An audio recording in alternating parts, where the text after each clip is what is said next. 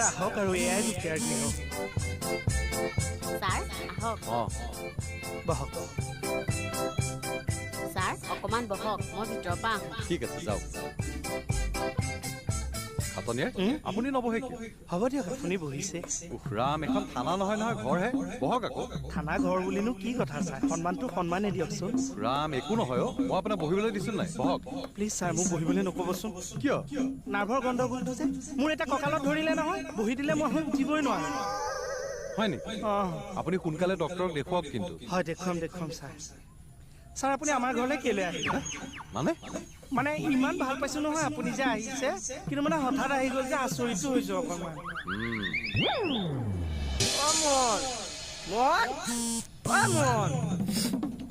মন